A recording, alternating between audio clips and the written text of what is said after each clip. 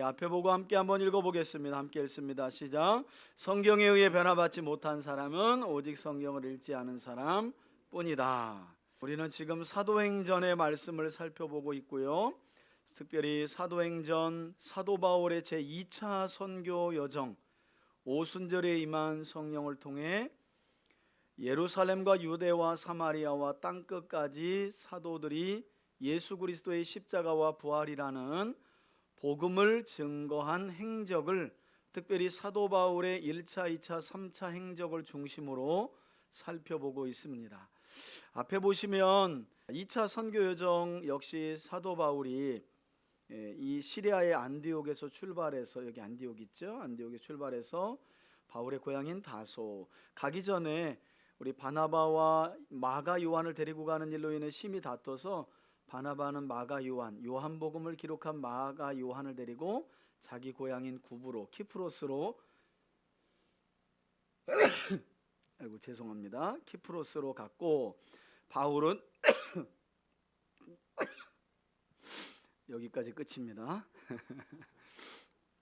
예루살렘에서 예루살렘 총회 결정문이 기록된 편지를 가지고 내려왔던 실로아노와 함께 제2차 선교 여정을 육로를 통해서 이동했다고 말씀을 드렸습니다. 그래서 다소, 그리고 여기 더베, 루스드라, 2차 선교 여정 가운데는 이고니온은 없지만 루스드라까지 왔으면 이고니온을 도착했다고 봅니다. 우리가 1차는 이렇게 바울과 바나바가 구브로 섬을 중심으로 밤빌리아, 버가, 그 다음에 비시디아, 안디옥, 이고니온, 루스드라, 더베, 그리고 거꾸로 이렇게 돌아오는 행적이었다면, 2차는 바나바와 헤어진 뒤에 육로로 바울이 신라와 함께 더베 그리고 루스드라에서 우리 지난 주일날 함께 살펴봤죠. 여기서 칭찬받는 사람 누구를 만나요? 디모데우스는 하나님을 공경하는 자, 어머니는 어머니 유니게, 외할머니 로이스. 그래서 3대 신앙 전수를 잘 받아 하나님 거짓 없는 믿음으로 경건한 청년이어가지고요, 루스드라와 이 이고니온 지역에까지, 여기 한 35km 떨어졌는데 이 두 지역에 있는 가정교회 형제들에게 칭찬받는 사람이었다는 거예요. 그러니까 여러분, 신앙은 꼭 나이 먹어 좋아지는 건 아닙니다. 우리 예수님도 어린아이 하나를 세워놓고 그와 같지 아니하면 거듭날 수도 없고 천국도 못 들어간다, 이런 말씀을 분명히 하셨습니다. 믿어지진 않지만 저는 개인적으로 영국의 설교의 황태자인 찰스 스펄전은 5살의 나이에 복음을 듣고 회심했다고 그래요. 그러니까 나이가 들면 잘하겠지, 여러분, 그런 날은 안 옵니다. 부지런히 오늘 지금이 구원의 날이고 하나님이 주시는 은혜의 때인 줄 믿습니다. 나뿐만 아니라 내 가정과 자녀, 그래서 함께 잘 챙겨야 됩니다. 하나님이 언제 어떻게 우리 자녀들을 하나님의 시간표에 디모데처럼 걸출한 누군가의 옆에 붙여가지고 또 다른 거장으로 세워서 복음 전도에, 여러분, 이때 1차 선교 여정 중에 바울이 뿌린 이 루스라에서 어떤 일이 있었어요? 1차 때 바울이 여기서 안진뱅이 일으켰다가 바울이 돌에 맞아가지고 거반 죽을 뻔했던 그곳이 루스드라입니다. 근데 바울이 그렇게 죽을 뻔해서도 다시 일어나서 성에 들어가서 복음을 전하고 다음 날 이제 이 더베로 떠났다는 건데, 이 바울의 이런 생명을 바친 헌신이 절대 헛되지 않은 거죠. 왜냐하면 디모데가 그곳에서 칭찬받는 하나님의 사람으로 세워졌기 때문에. 2차 선교 여정 중에 바울은 이처럼 디모데를 만났고 루스드라와 더베, BC의 안디옥까지 들렸을 거라고 봅니다. 그래서 바울의 본래 목적지는 이렇게 아시아 쪽으로 내려가려고 했는데 하나님이 이렇게 드로아로 갔을 때 아시아로 가지 않고 저 위쪽으로도 못 가게 하고 결국에는 이 무시아에 있는 드로아에서 이렇게 배를 타고 네가볼리를 거쳐서 빌립보, 여기서 먼저는 이 드로아에 있을 때 환상을 볼 때부터 의사 누가가 우리가 함께했다 그러면서 내가 함께했다라고 하죠. 그러니까 벌써 디모데, 의사 누가를 드로아에서 만나고, 빌립보에 갔더니 자주색 옷감 장수, 여류 사업가입니다. 꽤 돈이 많아요. 그래서 바울 보고 여관에서 방 빼시고 저희 집으로 오시죠. 강권했다는 말 아니겠어요? 자주장사 루디아를 통해 아마도 빌립보 교회가 세워졌던 것으로 보입니다. 그리고 나서 이제 데살로니가에서 오늘 보면 알겠지만 3주간 복음을 전하다가 회당을 중심으로 언제나 바울은 먼저 예수 그리스도의 십자가와 부활을 증거하는데 유대인들이 깡패를 사가지고 데살로니가에서 예수를 메시아로 소개하며 복음을 전하는 바울을 때려 죽이려고 하죠. 그래서 바울이 3주 만에 데살로니가에서 베레아로 몸을 피신합니다.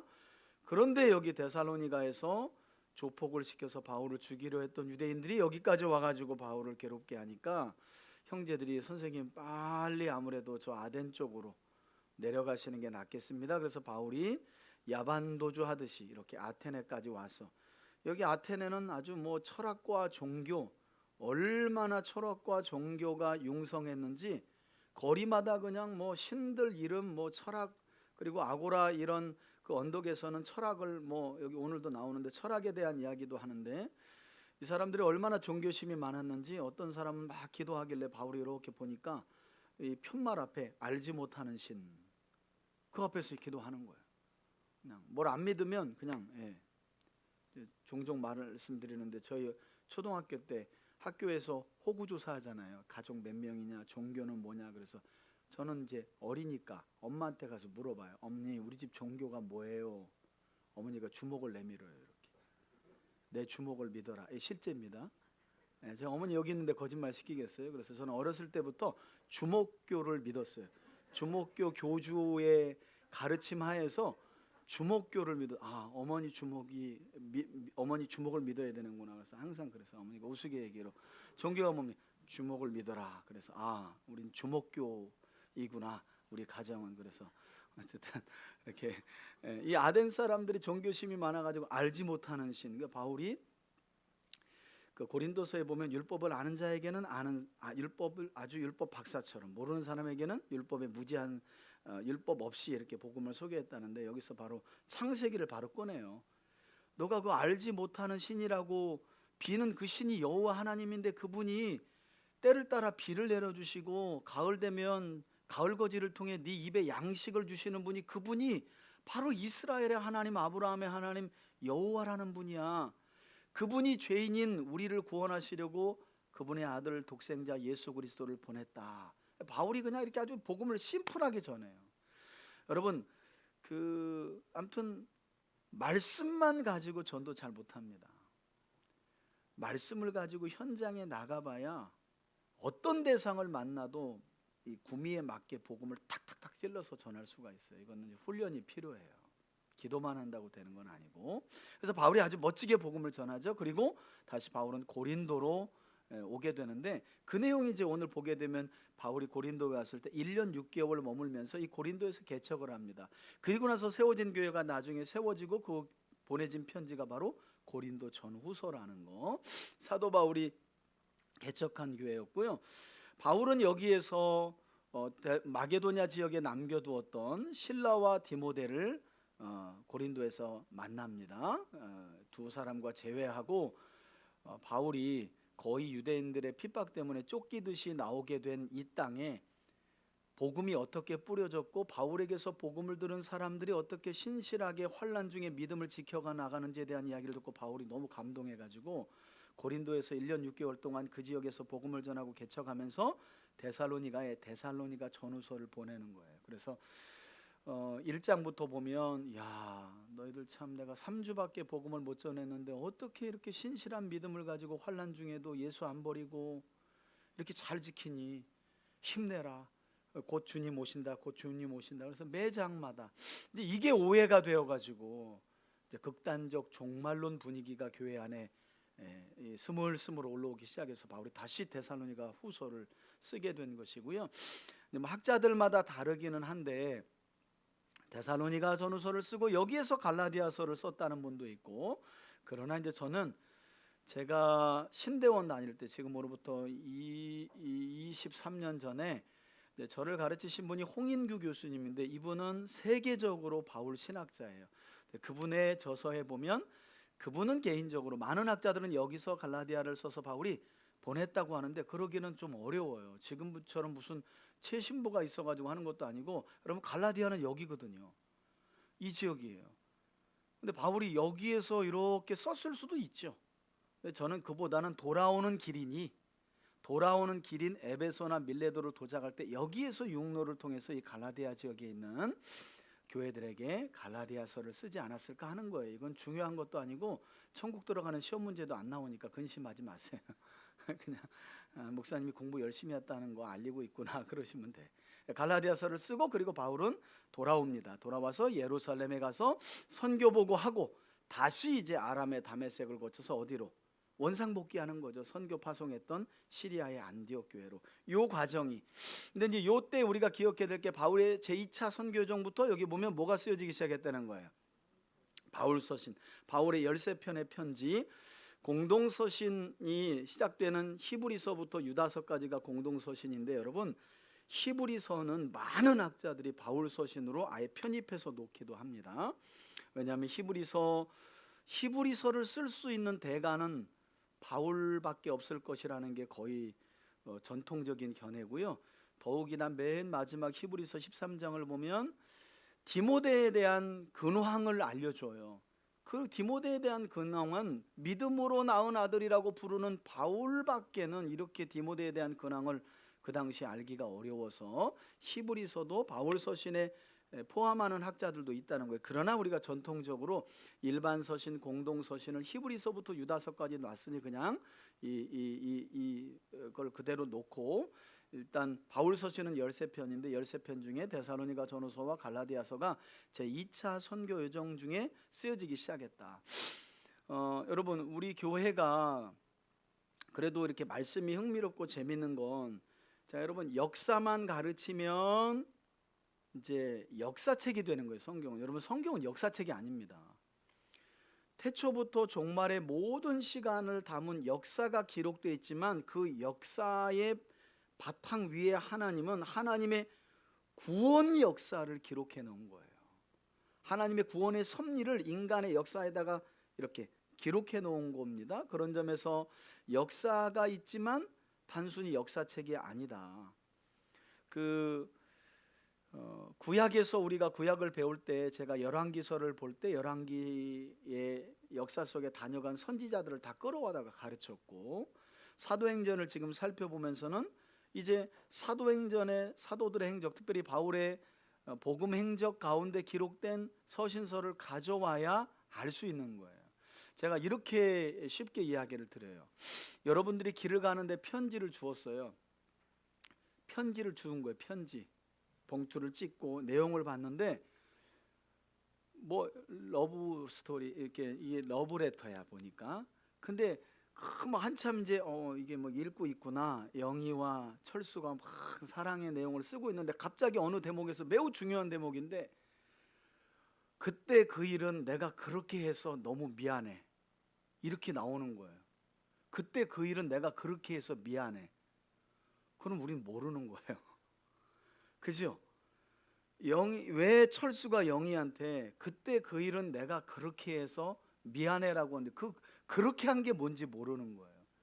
여러분 그러려면 영희와 철수 사이에 무슨 일이 있었는지 그 시간으로, 역사적 현장으로 가봐야, 그날 영희가 머리를 파마하고 왔는데 철수가 너 오늘 파마가 예쁘대, 그 말을 안 해줘가지고 영희가 점심 밥 먹을 때까지 삐져있고, 우리 아내도 참 제가 너무 어떨 땐 무뎌가 정신이 없으니까 와서 자꾸 아르는거려요. 왜 그래요? 막 이래요. 뭐 바뀐 거 없냐고. 옷 샀어요. 또 거기다가 눈치 없이 못 샀어요 그러고 있어 또. 아이고 참, 머리 했다고 하는 건데. 그러니까 여러분 그 시간으로 가면 그때 내가 그렇게 해서 미안해가 뭔지 알잖아요. 그러니까 여러분 서신서라는 게, 구약에는 이제 이게 선지서고, 바울의 서신서나 일반 서신서는 배경을 모르고 막 갖다 적용하면 잠언과 똑같아요. 유익이 별로 없어요. 성경은 여러분 시대가 있고 그 역사에서 성령의 감동을 통해 편지를 기록한 이가 있고, 그 편지를 꼭 기록해서 받아봐야만 하는 대상이 있다는 거. 그 역사적인 배경 안에서 상황 진리의 말씀을 읽으면 그 진리가 놀랍게도 나에게 투영돼 버려. 이게 진리인 거예요. 근데 이제 뭐 이게 성경은 역사 싫어하는 사람들에게는 뭐 그냥 거의 수면제죠, 수면제.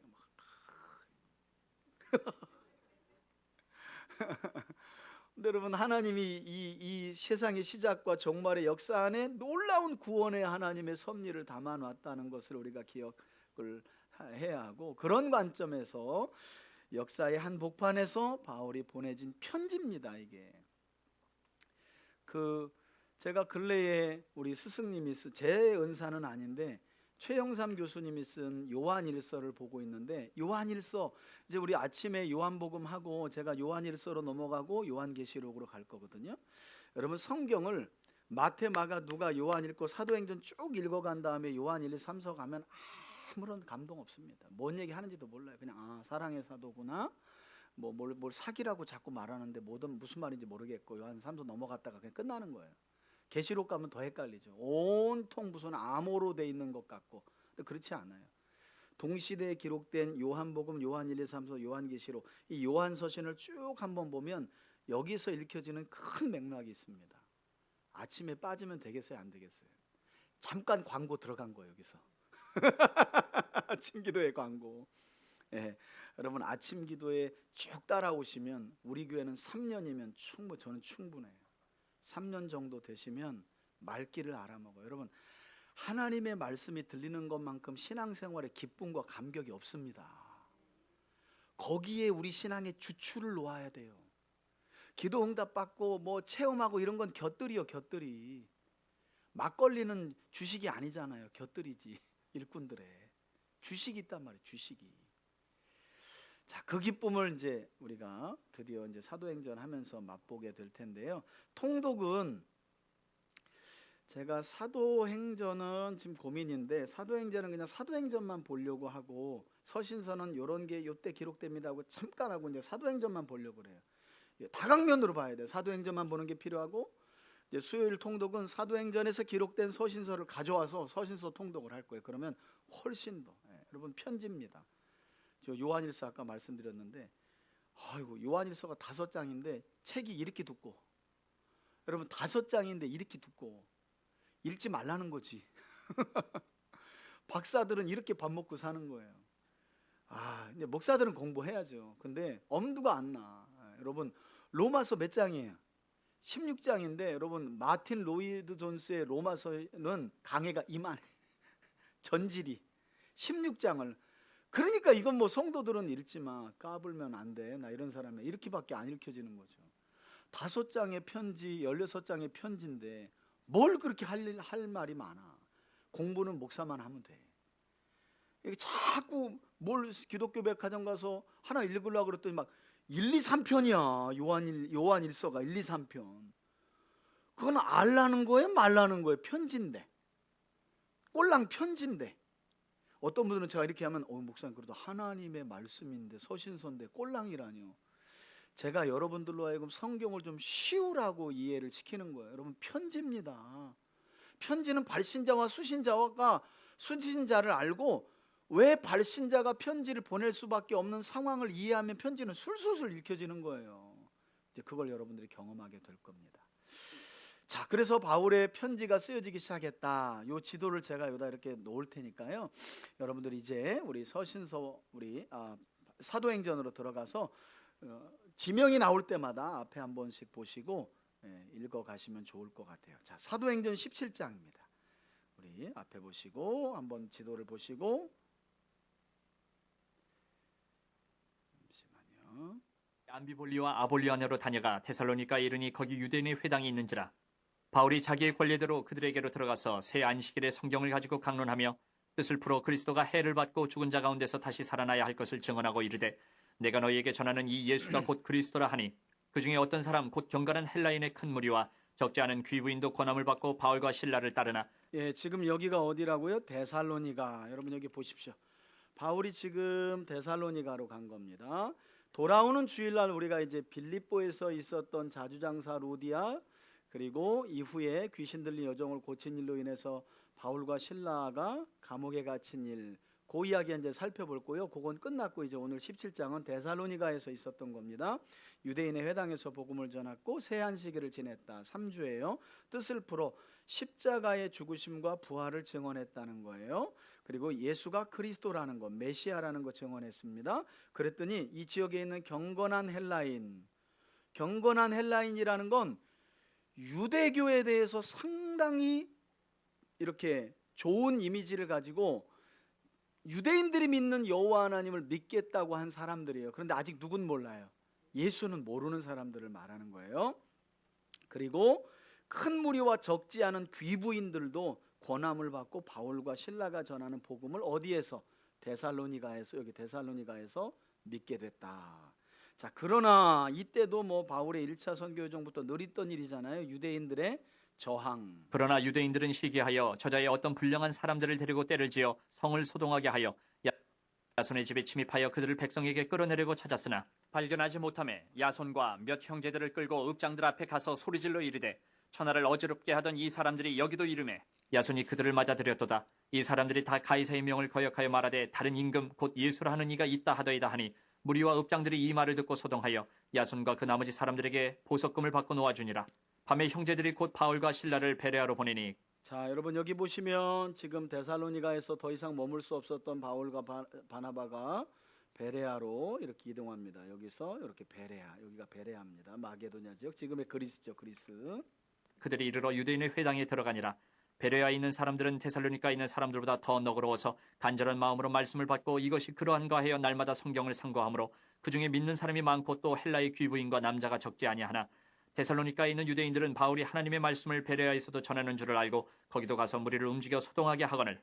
이들이 참 이 유대교 열심이 대단하죠, 그죠? 여러분 사도 바울이 1차 선교 여정 때 선교 여정 마치고 돌아왔을 때 그때도 사실은 이 사람들이 그 예루살렘에서 나와가지고 열심으로 막 그냥 전했던 그 바리새파에 속한 사람들이잖아요. 열심히 대단합니다. 바울 죽이려고. 형제들이 곧 바울을 내보내어 바다까지 가게 하되 실라와 디모데는 아직 거기 머물더라.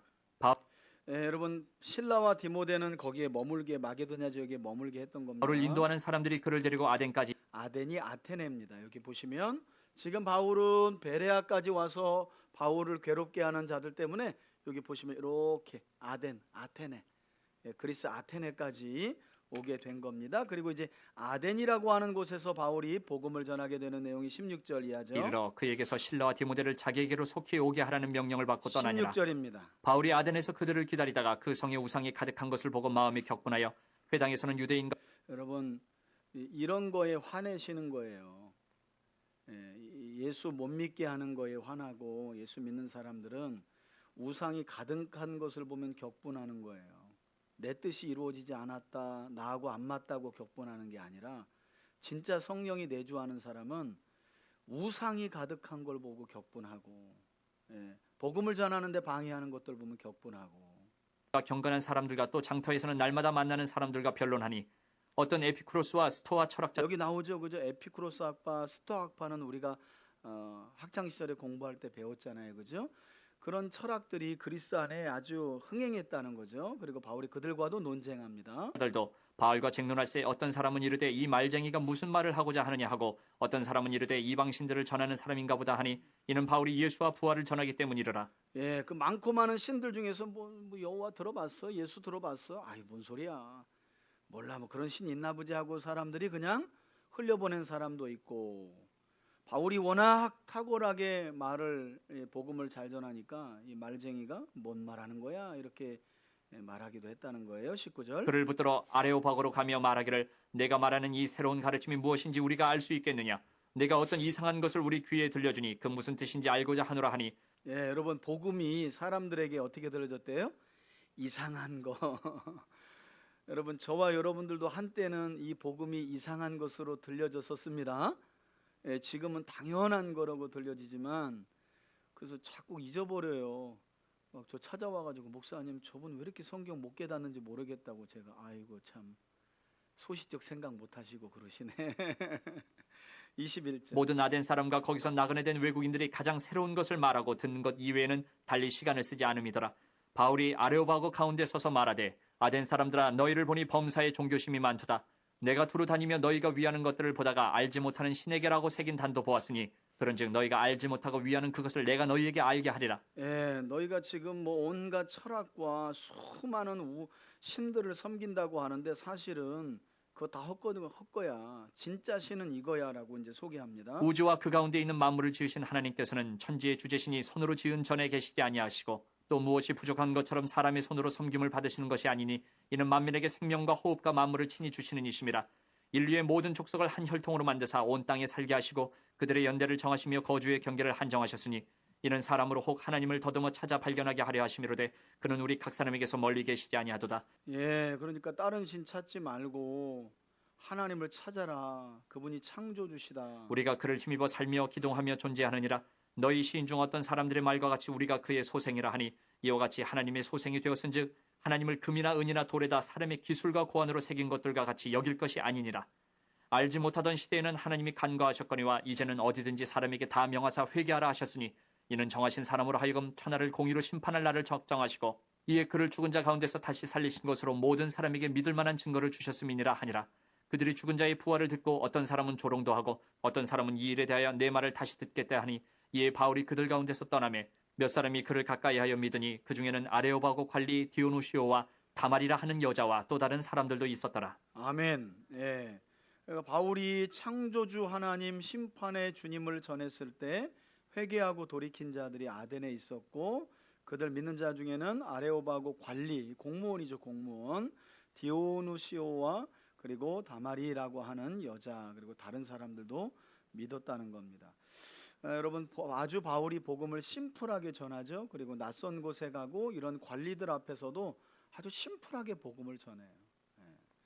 그러니까 여러분 복음은 전하고 보는 거예요. 대상이 어떠하든 물론 지혜롭게 전해야 되지만 복음은 전할 때 능력이 있어요. 복음은 실제로 그래요. 입을 벌려 전하면 능력이 드러나요. 구원하시는 하나님의 역사를 일으킵니다. 복음은 첫 번째는 알아야 하고 복음을 진짜 아는 사람들은 복음을 전하게 돼 있어요. 예. 그러니까 신앙생활을 떠나서 그래요, 여러분. 복음은 아는 만큼 전하고 싶어요. 전하고 싶어요. 자, 18장으로 볼까요? 18장 그 후에 18장. 그 후에 바울이 아덴을 떠나 고린도에 이르러 자, 여기 보세요. 이제 아테네를 떠나가지고 여기 고린도로 온 겁니다, 여러분. 고린도, 고린도로 온 겁니다. 여기가 바로 고린도입니다. 아굴라라 하는 본도에서 난 유대인 한 사람을 만나니 글라우디오가 모든 유대인을 명하여 로마에서 떠나라 한 고로 그가 그 안에 브리스길라와 함께 이달리아로부터 새로운지라 바울이 그들에게 가매 생업이 같으므로 함께 살며 일을 하니 그 생업은 천막을 만드는 것이더라. 안식일마다 바울이 회당에서 강론하고 유대인과 헬라인을 권면하니라. 여러분 그 아까 말씀드렸잖아요. 바나바와 헤어진 이후에 칭찬받는 디모데, 그리고 바울의 건강을 좀 도와줄 의사 누가, 그리고 빌립보에서 자주색 옷감 장수 루디아를 만났잖아요. 어쩌면 그 만남보다 훨씬 더 값진 만남, 바울에게는 더 귀한 만남이 바로 이 브리스길라와 아굴라 부부지요. 왜냐하면 그들은 나를 위하여 생명도 아끼지 않았다.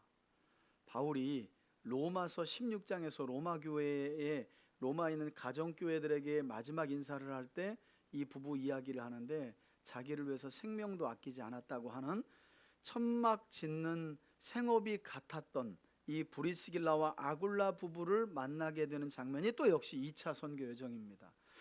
그러니까 선교 가면 참 즐거웠고 전도 가면 즐거운 게 이렇게 주 안에서의 새로운 만남 또는 그냥 스쳐 지나갔던 만남인데 이렇게 확인하게 되고 참 또 그 가운데 어떤 역사가 일어날지 모르는 게 놀라운 만남의 축복이 이렇게 선교 현장에서 있는 거죠.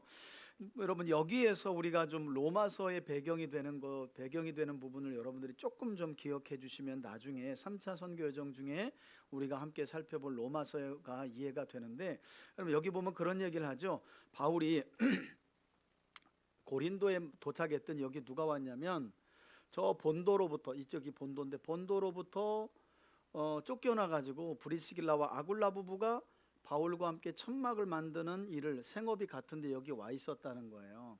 근데 이제 얼마나 직업이 같고 같은 유대인이니까 얼마나 잘 통했겠어요. 근데 이제 보니까 아굴라 부부와 브리스길라와 아굴라 부부는 역시 예수님을 잘 몰라요. 유대교인이지만. 그래서 이제 바울이 복음을 전하면서 가르쳤겠죠. 그래서 안식일마다 바울이 회당에서 강론했다.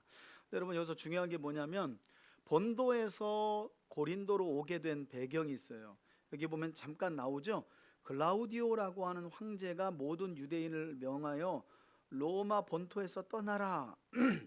그래서 브리스길라와 아굴라 부부가 로마의 본토에서 떠나서 고린도까지 올 수밖에 없었던 거예요. 왜 그랬냐면 글라우디오는 네로의 아버지입니다. 세계사에서는 클라우디우스라고 말해요. 이 클라우디우스가 유대인들을 요때가 연도가 주전 한 49년에서 54년으로 제가 기억하는데 49년에서 54년인데 5년 정도예요. 왜 네로의 아버지 글라우디오가 모든 유대인들을 쫓았냐면 로마 본토에서요 유대인들 간에 말하자면 테러가 일어났어요. 어떤 테러가 일어났냐면 유대인들 가운데 예수가 메시아라고 믿는 유대인과 무슨 소리야, 신성모독죄로 우리가 예수를 십자가에 달았는데, 그래가지고 극렬하게, 여러분 유대인들은 극렬하잖아요. 이것 때문에 이 로마 본도시가 시끄러우니까 네로의 아버지인 클라우디우스가 주민등록증 조사해가지고 유대인 등록하고 있는 놈들은 전부 다 이 본토에서 쫓아버려. 그래가지고 어쩔 수 없이 천막을 짓던 이 부부가, 생업을 천막 짓는 일을 했던 이 부부가 고린도까지 와 있던 거예요. 여러분 이렇게 해서 유대인들을 쫓아냈는데 5년간 비고요. AD 49년에서 54년 그리고 55년 넘어갈 때 글라우디우스에서 로마의 왕권은 네로로 넘어갑니다. 근데 네로가 로마를 본토에 와서 이제 왕으로 하려고 그러니까 경제가 잘 안 살아나. 그래가지고 다시 이방인들도 다시 들어와 입국 허락할게 하고 출입국을 허락해 버려요. 그러면서 다시 이제 들어간 거예요. 이 유대인들 그리스도인들이 들어갔어요. 문제는 이렇게 5년 사이에 글라우디우스가 유대인들을 내보내게 되면서 본래 로마에는 이방인, 그러니까 로마인으로 예수를 믿는 사람들과 유대인으로서 예수를 믿는 사람들이 함께 교회를 다니다가 글라우디우스가 유대인만 나가 그러니까 교회 안에 누구만 남아요? 이방인 그리스도인만 남은 거예요. 그리고 나서 네로가 다시 들어와 하고 출입국을 허락하니까 그때서 유대인 그리스도인들은 네로 당시에 로마 본토로 들어갔는데, 문제는 로마에 있는 가정교회에 들어가 봤더니 찬송가는 하나도 안 부르고 이제 복음성가만 부르고 막 점심에 선짓국 나오고 순대 나오고 막 이렇게 된 거예요. 그래가지고 난리가 나가지고 교회가 또 시끄럽기 시작한 거예요. 그래서 바울이 이 갱그리아 교회, 여기 있잖아요. 갱그리아 교회 여집사 베베를 통해서 이제 3차 선교 여정 때 쓰는 겁니다. 역시 고린도에서 편지를 써가지고 로마 이쪽에 있는 로마의 교회에 로마서 16장 16장에 걸친 서신을 보낸 거예요. 복음이 뭐냐? 우리가 무엇 때문에 유대인이나 헬라인이나 이방인이나 하나 될 수 있는 거냐? 예수 그리스도의 복음 아니냐? 그럼 그 복음이 뭔지 먼저 가르친 다음에 복음에 합당한 삶이 뭔지를 유대인 성도들에게, 이방인 성도들에게, 또 너희들 이건 다 들어야 돼. 로마서를 보면 그래요. 요건 너희들이 들어야 돼. 요건 너희들이 들어야 돼. 이건 다 같이 들어야 돼. 이렇게 해서 한 세 분류로 16장에 걸쳐서 편지를 쓰고, 맨 마지막 16장은 이제 로마에 있는 굵직한 5개의 가정교회 지도자들에게 마지막 인사를 하는 내용으로 나와요. 그래서 이런 내용이 여러분 역사 가운데 다 진행되는 거예요. 그래서 이런 힌트를 알아야 서신서를 어디를 열어도, 그런 백그라운드를 가지고 어느 서신서를 열어도 재밌어요. 성경이 엄청 재밌어요, 여러분. 그 문학책 있잖아요. 갖다 주고 읽어 그러면 뭔 소리야. 그런데 그 문학책을 쓴 그 작가가 어렸을 때부터 어떻게 자라가지고 이 작가가 왜 그런 문학의 종류를 좋아하게 됐는지를 알고, 그분이 이런 아픔도 있었고 이런 배경을 딱 알고요, 그 다음에 이런 목적을 가지고 썼어 그러면요 엄청 소설 재밌습니다. 이게 작품을 읽는 방법인데, 그런 면에서 성경책도 하나의 책이기 때문에 그런 역사적인 배경을 무시하고는 이게 읽혀지지가 잘 않는 거예요.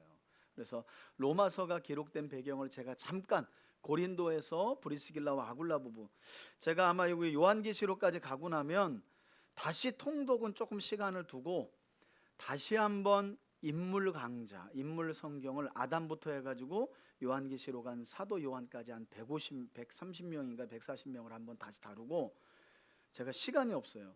그때는 제가 설교문을 책으로 만들어 가지고 한번 제가 좀 이렇게 책으로 좀 이렇게 한번 어설프지만 책으로 한번 내보려고 그래요. 도대체가 설교문을 감수해 가지고 이거 하려고 그래도 시간도 안 나고, 다시 한번 돌아갔을 때 한번 제가 그때 한번 하나님의 사람들 시리즈 설교를 제가 한번 책으로 좀 내려고 그래요. 어쨌든 그때 제가 인상 깊어요. 이 브리스길라와 아굴라 부부는 정말 아주 대단한 사람이에요. 한번 찾아볼까요? 그래서 잠깐 곁다리로 가기는 하지만 뭐 성경이 그런 거죠. 뭐 여기 보고 저기 보고 입체적으로 봐야 재밌으니까. 로마서 16장 한번 보세요, 여러분. 로마서 16장. 로마서 16장. 신약 성경 261쪽에 있습니다. 261페이지 로마서 가장 마지막 장이에요. 자, 여기 보면 내가 갱그리아 교회의 일꾼으로 있는 우리 자매 베베를 너희에게 추천한다. 이 편지를 가지고 간 여자 집사님이죠. 그리고 나서 첫 번째 로마에 있는 가정교회, 여러분 브리스길라와 아굴라 부부는 지금 어디서 만났어요? 바울이 고린도잖아요. 조금 이따 사도행전을 읽어보면 어디가 있냐면 에베소에 가 있어요. 그리고 지금 로마서에 보니까 또 어디가 있어요? 로마가 여기입니다, 여러분. 비행기 타고 터키에서 로마는 또 꽤 거리가 있어요, 여러분. 이 부부는 도대체 어떤 부부길래? 그러니까 복음과 바울의 선교와 예수 그리스도의 필요가 있다면 집 팔고 에베소 가서 집을 또 구해가지고 가정교회. 로마에서 또 필요하다네, 에베소 거 정리하고 로마까지 가서 또 가정교회. 그래서 첫 번째 가정교회로 나오는 거예요. 3절이 너희는, 바울이 이렇게 작별 인사합니다. 그리스도 안에서 나의 동역자들이 누구요? 여기 나오잖아요. 브리스굴라입니다. 이게 브리스가와 아굴라에게 문안하라. 그 다음에 4절이 중요합니다. 함께 읽습니다. 시작. 그들은 내 목숨을 위하여 자기들의 목까지도 내놓았나니 나뿐 아니라 이방인들의 모든 교회도 그들에게 어떻게 해요? 감사하느니라. 그래서 또 저희 집에 있는 교회도 문안하라. 그래서 가정의 교회가 있다잖아요. 제가 브리스길라와 아굴라 부부 참 인상 깊게 설교도 했어요. 제 인상에도 너무 많이 남아요. 도대체 이 부부는 못 아는 사람들이길래 마치 그 옛날 족장시대 아브라함처럼 여기 가정교회가 필요하다 하면 여기가 있고 저쪽에 필요하다 하면 저기 가서 가정교회를 또 하고 있어요. 여러분, 쉬운 게 아니잖아요. 그런데 바울이 아니나 달라 알아요. 그들은 목숨이라도. 여러분, 이 브리스길라와 아굴라 부부가 누구를 세워요? 18장 그 다음에 넘어가면 사도행전 18장 24절에 잘생기고 언변이 좋은, 그러나 세례 요한까지만 알고 있는 아볼로라는 사람에게 예수 그리스도와 성령 세례를 강론해 준 부부가 이 부부입니다. 그러니까 여러분, 브리스길라와 아굴라 부부는 대단한 사람들이고, 성경은 뭐 목사님들만 가르치고 신학을 한 분들만, 제도는 그렇지만 그렇다고 그 제도를 핑계 삼아서 다 집어던지고 그냥 우리는 먹고 사는데, 여러분 이러면 안 됩니다. 천막 짓는 두 부부가 구약에 능통하고 언변이 좋은 아볼라를 데려다가, 그것도 이분들이 참 겸손해. 여러분 막 교회에서 막 가르치고 있는데 뒤에서 팔짱 끼면서 웃으면서 까불고 있네 저거 모르고 이러면 여러분 기분 더럽게 나빠요. 근데 말씀 다 듣고 축도 끝나고 이렇게 조용히 가가지고, 혹시 선생님 그 성령을 통한 예수 그리스도의 성령 세례를 아시냐고. 그럼 잠깐 오시라고 데려가서 맛있는 거 일단 저녁 사드리고, 그 다음에 예수 그리스도와 성령 세례를 알려줘서 아볼로가 그리스도를 성령 세례를 받아요. 그리고 바울이 개척했던 고린도 가서 하나님의 말씀을 전했던 사람이 아볼로입니다, 여러분. 그 아볼로를 세운 사람이 바로 브리스길라와 아굴라 부부예요. 그러니 얼마나 귀한 만남이. 고린도 지역에서 사도 바울이 물론 쫓겨나서 오긴 했지만, 그래서 여러분 재밌잖아요. 저도 여러분 교회를 부교육자로서 그만두고 다른 데 갈 때마다, 제가 서울의 사당에 있는 지금 큰 교회죠. 뭐 세습해가지고 난리가 나가지고 교인들 좀 많이 떠났는데 목사님이요 1년 만에 다 부르더니 부교육자들 다 이사 올 거면 이사 오고 아니면 일괄적으로 다 그만둬 그래가지고요 교구장부터 해가지고 교구 목사님부터 해가지고 저는 뭐 아무것도 아니죠. 피레미지 피레미. 그때 강도사인가 전도사였으니까 뭐 파리 목숨이었어요. 그냥 그만둬. 그래가지고 그만뒀어요. 그냥 그만둬라 그러면 그만둬야 돼. 뭐 교회가 그 당시에는 뭐 아무것도 없어요. 힘도 없고. 그래서 쫓겨가듯 가면 뭐 신세가 이러냐, 내 팔자야 막 이러면서 어디로 또 가야 되나. 하나님 어디로 가야 돼요? 써줄 사람은 없고 교회는 더럽게 많은 것 같은데 왜 내가 그렇게 갈 데는 없나 막 이렇게.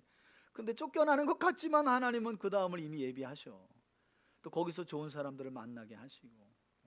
저는 사실 진짜 제 능력에 비해서는 부교육자 생활에서 정말 사랑을 많이 받았어요. 서울에서 내려올 때는 재밌는 게 교회가 좀 어수선할 때예요. 담임 목사님이 지금 최낙종 목사님이라고 아주 유명한 분이 한국 교계에서 교구 목사들도 안 불렀는데 저를 오라는 거예요. 그만두라 그래서 그만뒀는데 목양실에 들어가는데 혹시 내가 뭐 책 잡힌 게 있나 두려워 떨리는 마음으로 듣는 자기 저서를 이만큼 놓는 거예요. 그러면서 하는 말이 야 영화야 이렇게 말 너 저기 크게 될 것 같은데 나중에 너 이런 일 있는 거 저기 어디 가서 내욕하지 말아라 하고 책을 주시더라고. 너 저기 내욕하지 말아라고 내가 쓴 책인데 너 공부하는데 그들은 내가 욕 안 해요. 그 책 받아가지고.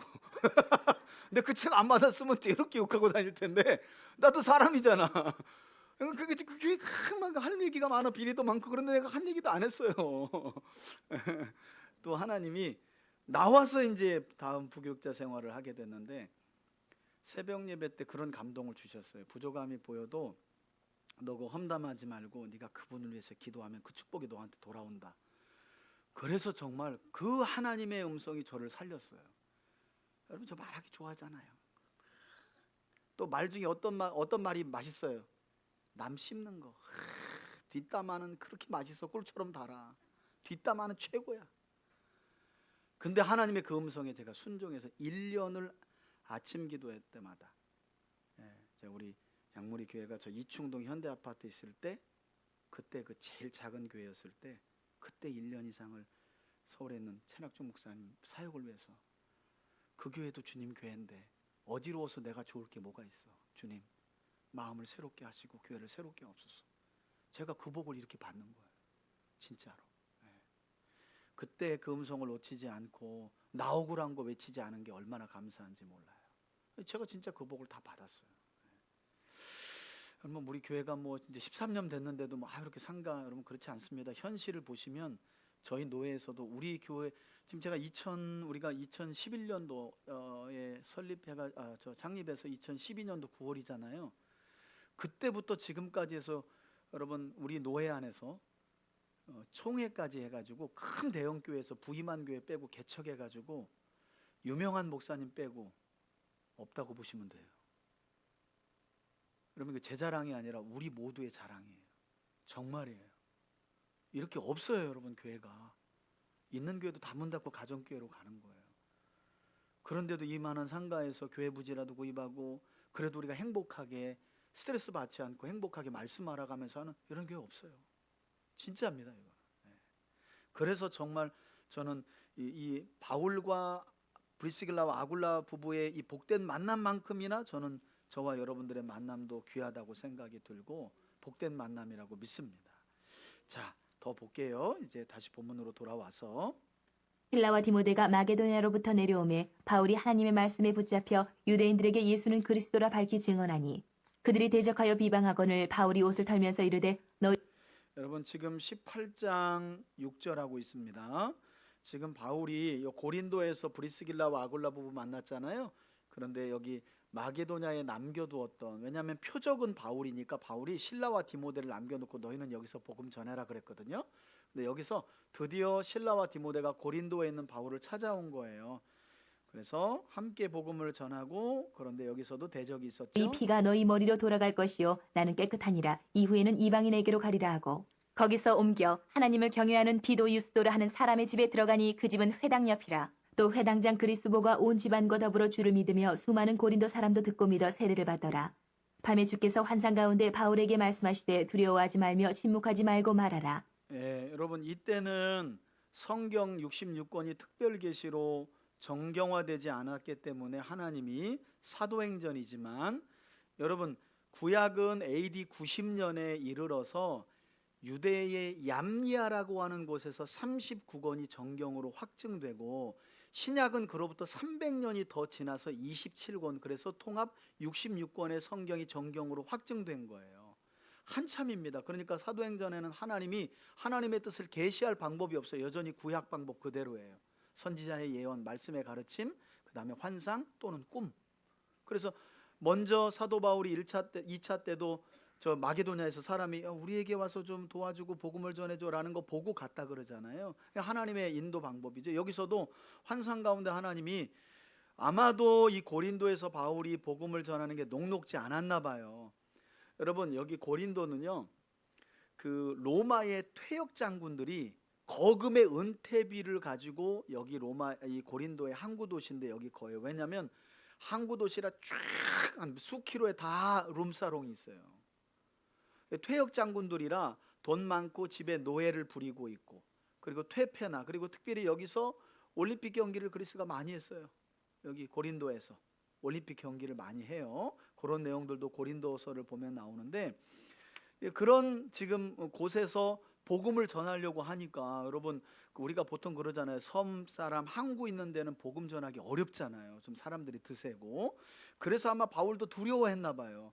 뭐 거기서뿐만 아니라 계속 유대인들의 핍박과 뭐 협박과 겁박이 있었으니까 그런데 그때 성령님이 두려워하지 말고 침묵하지 말아라 이렇게 말씀하시 그리고 말고 말하라 복음을 전하라고 말씀하신 겁니다.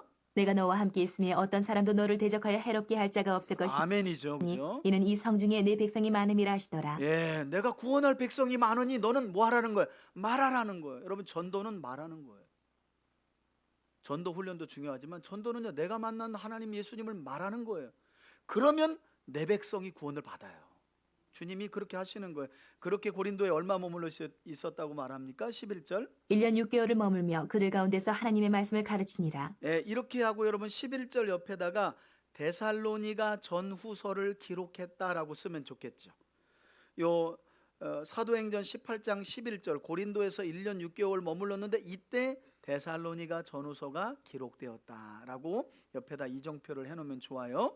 그리고 우리는 그냥 쭉 더 봅니다. 갈리오가 아가야 총독되었을 때에 유대인이 일제히 일어나 바울을 대적하여 법정으로 데리고 가서 말하되 이 사람이 율법을 어기면서 하나님을 경외하라고 사람들을 권한다 하거늘 바울이 입을 열고자 할 때에 갈리오가 유대인들에게 이르되 너희 유대인들아 만일 이것이 무슨 부정한 일이나 불량한 행동이었으면 내가 너희 말을 들어주는 것이 옳거니와 만일 문제가 언어와 명칭과 너희 법에 관한 것이면 너희가 스스로 처리하라. 나는 이러한 일에 재판장이 되기를 원하지 아니하노라 하고 그들을 법정에서 쫓아내니 모든 사람이 회당장 소스데네를 잡아 법정 앞에서 때리되 갈리오가 이 일을 상관하지 아니하니라. 예, 여러분 갈리오 총독은 역사적으로 네로 황제의 스승으로 알려진 세네카를 친동생으로 두었던 아주 덕스럽고 훌륭한 사람으로 알려져 있습니다. 바울은 더 여러 날 머물다가 형제들과 작별하고 배 타고 수리아로 떠나갈새 브리스길라와 아골라도 함께하더라. 이 사람들이 여러분 사실은 돈벌이는 여러분 이게 재밌어요. 그래서 기독교 백화점에 보면 1세기 초대 기독교의 역사적 배경을 설명하는 책들이 아주 많이 나와요. 여러분 이게 이때 봐보세요. 고린도에서 바울이 나갈 때 이렇게 에베소로 가게 되는데 그때 이 브리스길라와 아굴라 부부도 함께 했대잖아요. 여러분 천막 짓는 사람들은 고린도가 돈벌이가 여기가 떼부자 되는 데예요. 왜냐하면 자주 올림픽이 있어가지고요 부자들이 집을 나와가지고 고린도에 몇 달 동안 거주해요. 올림픽 기간이 하는 동안 거주할 때 어디 머물겠어요? 이동식 천막에 머무는 거예요. 여러분 그 텐트봇이 텐트라고 생각하면 안 돼요. 여러분 바울과 브리스길라와 아굴라 부부가 천막 짓는 거라는 건 우리로 말하면 그 몽골에 있는 그 몽골 텐트 같은 큰 이동식 집이에요. 집. 그러니까 그런 거 한 채 지면 뭐 몇 천씩 떨어지는 거예요. 몇백, 몇천 떨어지는 거예요. 제가 조금 과장해서 말하지만 이런 텐트 짓는 게 아닙니다. 근데 여기가 워낙 올림픽 운동이 많으니까 여기서 있으면 되는데 두 부부가 바울에게서 예수 그리스도를 듣고 복음을 듣고 바울과 함께 어떻게 해요? 선교여정에 또 함께 하는 거예요. 2차 선교여정 중에 왜 이렇게 많이 만나? 선교는 그러니까 2번 이상 나가야 되는 거예요, 보니까. 그죠? 1차 때는 마가 요한이 오히려 거꾸로 나가버렸는데 2차 때 바나바와 싸우고 갔지만 디모데, 의사 누가, 그 다음에 자주장사 루디아, 그죠? 그리고 브리스길라와 아굴라 부부, 그죠? 이렇게 하나님이 놀랍게 또 만남을 계속해서 허락하십니다. 자, 더 봅시다. 바울이 일찍이 서원이 있었으므로 갱그레아에서 머리를 깎았더라. 에베소에 예, 머리를 깎았다는 말은 구약으로 보면 서원한 겁니다. 서원. 예, 서원을 한 겁니다. 유대인들은 서원할 때 머리를 깎고 시작을 합니다. 머리에 삭도 하지 말라 그랬기 때문에. 와서 그들을 거기 머물게 하고 자기는 회당에 들어가서 유대인들과 변론하니 여러 사람이 더 오래 있기를 청하되 허락하지 아니하고 작별하여 이르되 만일 하나님의 뜻이면 너희에게 돌아오리라 하고 배를 타고 에베소를 떠나 예, 여기 보세요. 고린도에서 갱그리아 그리고 배를 타고 에베소가 여기입니다. 여기. 예, 에베소서가 보내졌던 에베소가 여기입니다. 하나님의 뜻이면 다시 올게요. 가이사랴에 하고. 상륙하여 올라가 교회의 안부를 물은 후에 안디옥으로 내려가서 예, 짧게 여기 돼 있어요. 여러분 여기 보세요. 여기 에베소 그리고 여기서 배를 타고 이렇게 예루살렘까지 옵니다. 그리고 여기서 보고했다. 그리고 여러분 여기 보면 여기서 보고하고 안디옥에 올라갔다 이렇게 맞춰요. 그럼 2차 선교여정 끝난 거예요. 그죠? 여기까지가. 그래서 그리고 여러분 23절에 보면 어떻게 시작이 돼요? 얼마 있다가가 여러분 15장 여러분 보시면 15장 36절에 며칠 후 옆에 뭐라고 써져 있는지 한번 보세요. 뭐라고 써놨어요? 15장 36절에 며칠 후 옆에다가 뭐라고 써놨어요? 제 2차 선교 여정 시작 이렇게 써놨죠? 예, 안 써놓으신 분들은 조르신 거예요. 자, 그리고 다시 사도행전 18장 23절에 얼마 있다가 옆에는 제 3차 선교 여정 시작이라고 적어 놓으시면 돼요. 3차 선교 여정이 시작된 겁니다. 여러분 이렇게 그냥 개눈 감치듯이 우리가 그림을 지도로 그리지 않고 있으니까 안디옥 교회에 올라갔다가 얼마 있다가 그러니까 3차 선교 여정이 어디서 어떻게 시작됐지 모르는데 이게 이미 왔어요. 안디옥에 왔어요. 얼마 있다가는 3차 선교 여정이 시작된 겁니다. 갈라디아로 떠나요. 갈라디아. 그다음에 부르기아 땅을 거쳐서 더 들어볼게요. 얼마 있다가 떠나 갈라디아와 부르기아 땅을 차례로 다니며 모든 제자를 굳건하게 하니라. 그러니까 여기 보면 3차 선교 여정의 시발점을 이야기하는데 갈라디아와 부르기아 땅을 거쳐서 갔대요. 여러분 3차 선교 여정은 어려울 게 없는 게 2차 선교 여정 거의 그대로 갔다가 이렇게 다시 돌아오는 겁니다. 배 타고 오는 게 아니라 이렇게 돌아서 와요. 근데 여기 보면 왜 갔다고 말해요? 제자들을 굳건하게 하기 위해서. 그러니까 여러분 교회는 투 트랙이 필요한 거예요. 하나는 복음을 알지 못하는 사람들에게 전하는 거 한 트랙, 그리고 복음을 믿고 교회 안으로 온 사람들에게 그들을 제자로 세워서 더 믿음을 굳게 하는 이 투 트랙이 사도행전 안에서 아주 사도 바울과 이 사역자들이 너무너무 사역을 잘한 거예요. 어떤 교회는 그냥 복음 전하는데 목숨을 걸어. 교회 와봤는데 아무것도 없어. 그냥 주일날 설교 하나 뭐 이렇게 예배가 있으니까 예배만 드리잖아요. 여러분 주일 예배 오전 오후 새벽 수요일 예배 금요일 예배 말씀을 풍성하게 가르쳐도 사실은 그걸로는 어렵습니다. 개인이 열심히 성경을 공부하지 않는 이상은. 그래서 집중해서 제자훈련이나 성경 공부, 성경 통독, 성경 강좌 이런 걸 꾸준히 들어야 돼요. 그래야 조금 짧은 시간에 내가 믿는 하나님 이런 분이구나, 신앙생활은 이렇게 해야 되는구나 라는 게 맥이 잡혀요. 사도 바울이 그거 하러 간 거예요. 그거 하러. 처음에는 복음 전하러, 두 번째 세 번째는 뭐예요? 성경 강좌하고 성경 통독하고 제자훈련하러 간 거예요. 그래서 여러분 제자훈련은 한 번 받고 저는 뭐 몇 기인데요, 그런 게 어디 있습니까? 여러분 저는 맨날 성경 보는데 맨날 제자훈련 받는데, 그죠? 다시 하고 다시 하는 거죠. 24절에 알렉산드리아에서 난 아볼러라 하는 유대인이 여기 이제 에베소에 나오죠, 이르니 그죠? 이 사람은 언변이 좋고 성경에 능통한 자라. 그가 자 보세요.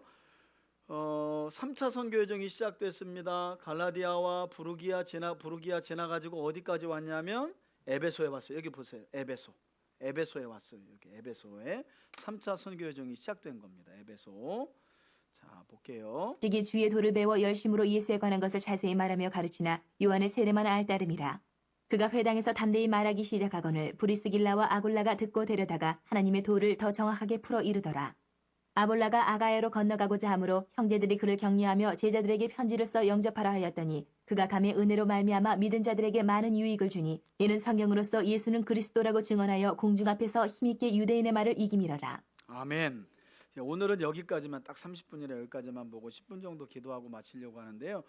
여러분 다음 주에 우리 볼 거지만 요 지도 한번 이거 외울 것도 없어요. 매번마다 여러분 성경에도 있고 눈으로 확인하면 되는 거니까.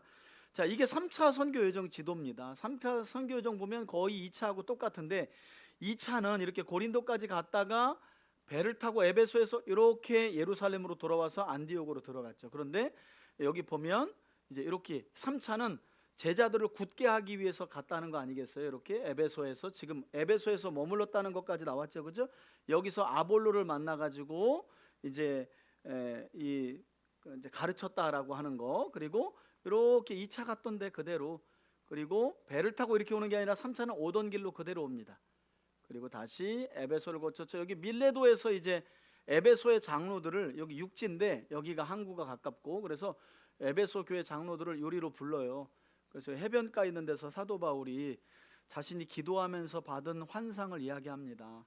나 이제 이렇게 3차 선교여정 끝나고 예루살렘에 가는데 기도하는데 성령이 환난과 결박이, 나 여기 가면 이제 큰 어려움 당한다고 그러더라. 그러면서 눈물로 여기 에베소 교회 장로들한테 교인들을 잘 부탁합니다 하고 서로 부둥켜 안고 울고, 선생님 안 가면 안 돼요 막 울어요. 바울이 그때 한 말이 20장 24절에 주 예수께 받은 사명 곧 하나님의 복음을 전하는 일에는 내 생명을 조금도 귀한 것으로 여기지 않겠다 하면서 바울이 이렇게 내려간 거예요. 내려가는 길에도 여러분 제가 말씀드렸잖아요.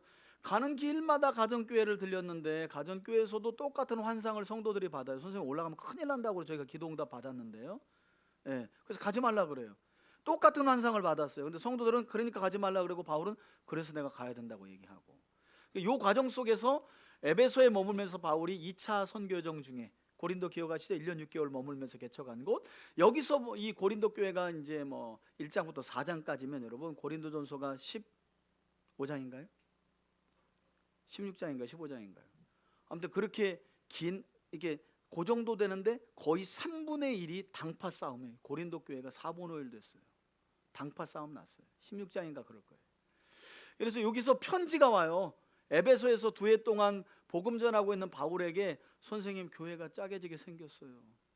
편지를 보내요. 첫 번째, 그것도 안 되니까 집사님들 몇 분들이 이렇게 에베소까지 와요. 선생님 교회 이제 거의 쪼개지게 생겼어요. 아주 난잡하고 음행이 있고 별의별 문제가 이제 우리 다다음 주인가 볼 거지만, 바울이 고린도전서를 디모데를 통해서 먼저 보내고, 그 다음에 그것도 안 들으니까 고린도후서를 디도를 통해서 이제 두 번째로 보내고, 원래 고린도 교회에 보낸 바울의 편지는 여러 편입니다. 근데 시간이 지나면서 남은 건 딱 전후서 2개인데 여러 개가 있어요. 여러 개가. 왜냐하면 고린도 전서에서 바울이 뭐라고 하냐면 이미 내가 너희에게 보낸 편지가 있다는 말을 하거든요. 근데 우리 손에 남아있는 게 2편밖에 없어서 그냥 편의상 1편, 2편 이렇게 나누는 거예요. 그 정도로 바울은 애를 많이 썼어요. 자기가 개척한 교회니까. 근데 문제는 여기 와가지고 거짓 교사들이 또 막 바울보다 언변도 좋고, 거짓 교사들은 거의 어떻게 나타나요? 흰 양복 쫙 빼입고 빼꾸두로 나타나. 그리고 목소리는 저처럼 안 해. 할렐루야 이렇게. 그리고 일단 설교하기 전에 도입이 어젯밤 기도할 때 본 환상에 대해서 얘기해. 그러니까 뿅 가는 거죠. 그럼 바울이 지워졌어. 바울이 아무리 편지를 보내도 일자 눈썹에 매부리 코에 더럽게 못생겨가지고 말도 따따붙다고 그런 분 말 들을 필요가 있냐?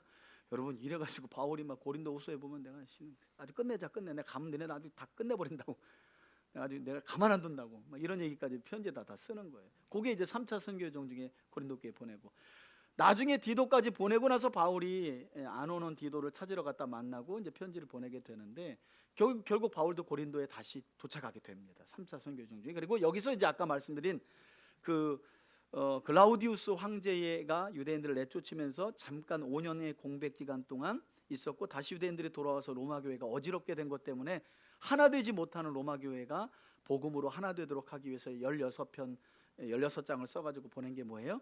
로마서예요. 그러니까 여러분 이런 얘기를 계속 들으면서 성경을 읽으면 성경이 그냥 뿔처럼 다른 거예요. 막 읽혀져요. 어려울 것도 하나도 없어요. 주석이 왜 필요해? 이런 배경에서 쭉 읽으면 그냥 읽혀지는 거예요. 편지인데 뭘 편지인데. 자, 여기까지입니다. 여기까지 우리 보고요.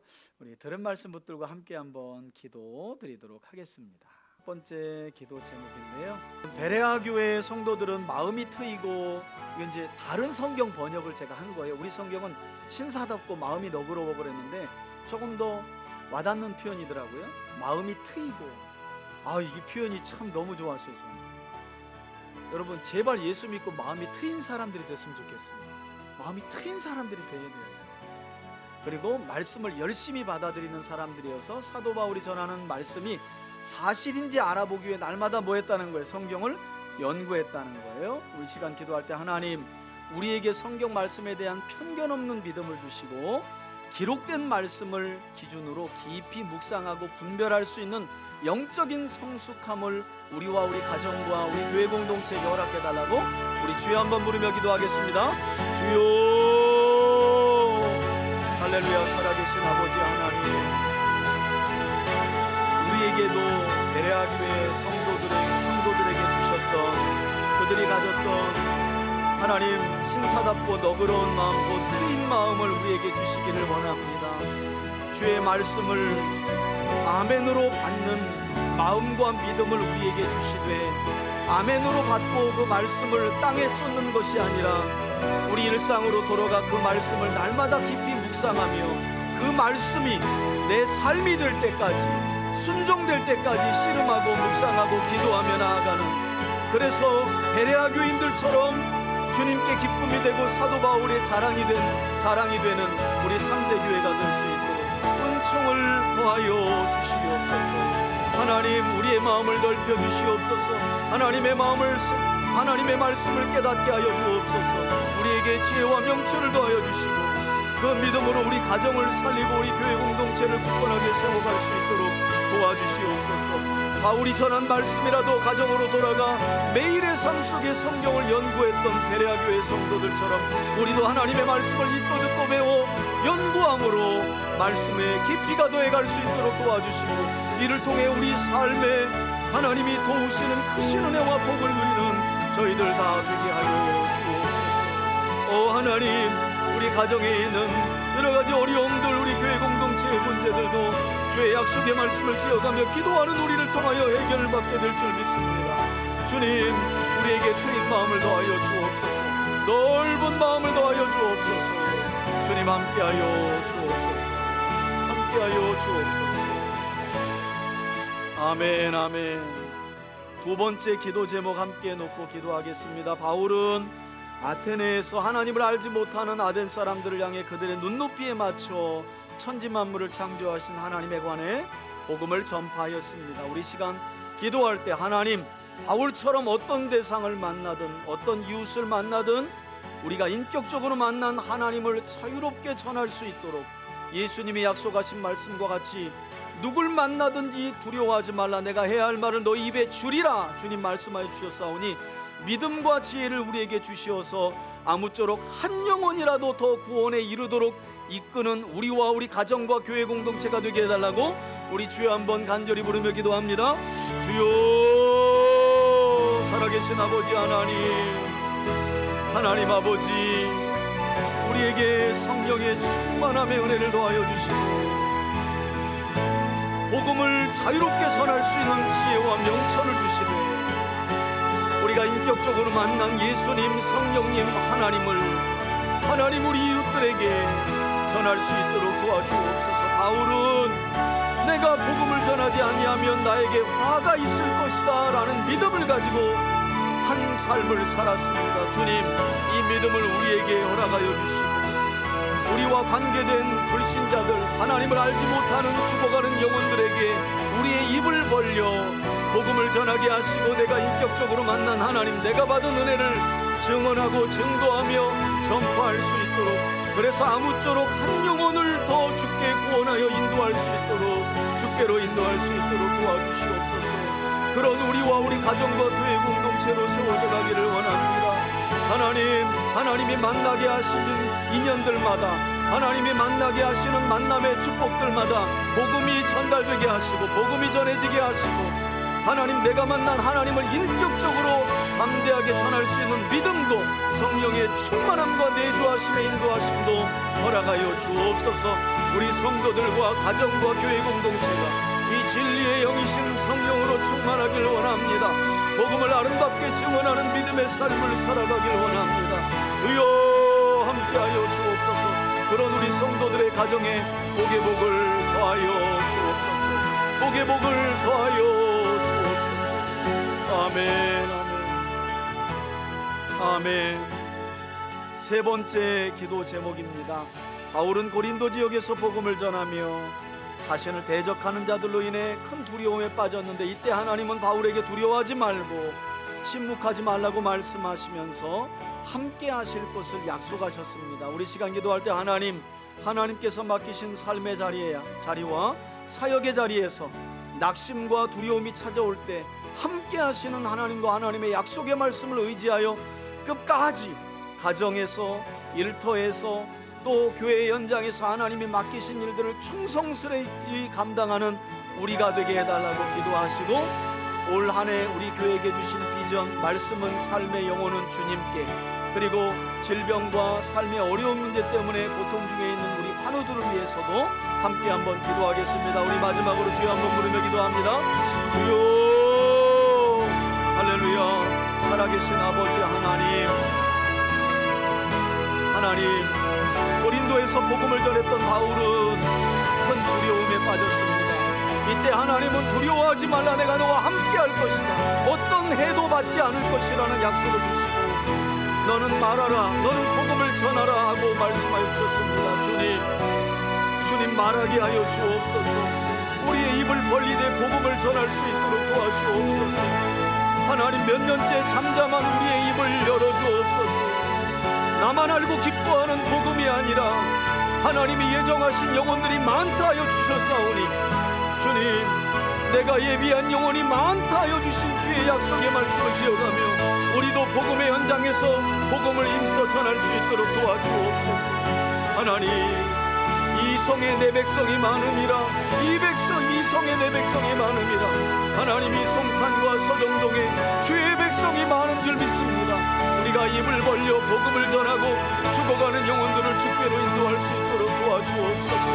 하나님, 그런 우리 가정과 교회 공동체가 되기를 원하고, 주님, 2026년 우리 3대교회 비전은 말씀은 나의 삶에 그 열매로 열려진 영혼은 주님께 올려드리는 그런 비전을 놓고 기도하고 있습니다. 하나님, 이렇게 수요일마다 주의 말씀을 들으며 말씀을 따라 살아가기를 기도하고 결단하며 나아가는 우리 성도들의 삶에 영혼의 열매가 풍성히 열려지게 하여 주옵소서. 영혼의 열매가 풍성히 열려져 하나님 앞에 향기로운 제물로 천하보다 귀한 영혼을 올려드릴 수 있도록 인도하여 주옵소서. 인도하여 주옵소서. 인도하여 주옵소서. 가정에도 영혼의 풍성한 열매가 맺혀지게 하시고 복음의 충만함이 가정을 장악하여 구원에 이르는 크신 은혜를 더하여 주시옵소서. 우리 3대 교회가 복음을 전하는 교회, 복음을 믿는 자들을 제자로 양육하는 교회로 굳건하게 세워져 가기를 원합니다. 주여, 긍휼을 베풀어 주옵소서. 자비를 베풀어 주옵소서. 우리 성도들 모두가 기꺼이 일어설 수 있도록 도와주옵소서. 하나님, 질병의 고통과 삶의 어려운 문제들로 인하여 어려움 중에 있는 분들이 있습니다. 특별히 우리 이명자 집사님 항암의 부작용이 심하오니 주여 피부가 깨끗이 치료되게 하여 주옵소서. 주님, 피부에 하나님 부작용이 사라지도록 주 예수님 고쳐주시고 치료하여 주옵소서. 사랑방마다 새롭게 편성된 사랑방마다 십자가의 사랑으로 하나 되게 하시고, 서로가 서로를 섬기며 배려할 때에 하나님, 서로가 공동체가 하나 될 수 있도록 인도하여 주옵소서. 말씀 인도자들에게도 풍성한 은혜를 더하여 주시고 진리의 말씀으로 우뚝 세워진 제자들로 하나님 사용하여 주옵소서. 그렇게 우리 교회가 쓰임받기를 원합니다. 이 시간 기도하는 하나님의 사람들이 쓰임받기를 원합니다. 주여, 은총을 베풀어 주옵소서. 은총을 베풀어 주옵소서. 은총을 베풀어 주옵소서. 제가 기도하겠습니다. 하나님, 복음은 아는 것이 기본이지만 아는 자들에게 전해야 하는 사명을 요구합니다. 이것은 사역자들에게 뿐만 아니라 모든 그리스도인들에게 주시는 하나님의 부르심과 사명인 줄 믿습니다. 사랑하는 성도들이 복음의 충만함을 경험하게 하시고 내주하시는 진리의 성령의 충만함 속에 세상 가운데 두려워하지 않고 함께 하시며 해를 받지 않을 것이라는 주의 약속을 기억하며 말하게 하옵소서. 복음을 증거하게 하옵소서. 그리하여 주 예수를 믿는 우리 성도들의 가정이 먼저 구원에 이르게 하여 주시고 우리 성도들과 관계된 모든 관계가 하나님의 구원 역사 안으로 들어올 수 있도록 인도하여 주옵소서. 그 안에서 기도할 때마다 귀신이 떠나가게 하시고 질병이 고쳐지게 하시고 삶의 고통의 문제에 잡혀있는 분들이 자유함을 누릴 수 있도록 문제가 해결되는 크신 놀라운 은혜도 더하여 주옵소서. 이 일에 우리 성도들의 가정이 쓰여지게 하시고 저들의 기업이 쓰여지게 하시고 우리 3대 교회가 하나님의 나라를 확장하는 복된 교회로 세워지게 하여 주옵소서. 축복하며 예수 그리스도의 이름으로 기도합니다. 아멘. 이제는 우리 주 예수 그리스도의 은혜와 하나님 아버지의 사랑과 성령의 교통하심이 오늘도 약속의 말씀을 마음에 담고 돌아가는 사랑하는 우리 3대 가족들 머리 위에 가정과 자녀들과 우리 성도들이 정직과 성실로 꾸려가는 모든 삶의 터전 위에 이 나라와 이 민족 위에 이제로부터 영원토록 함께 계실지어다. 아멘.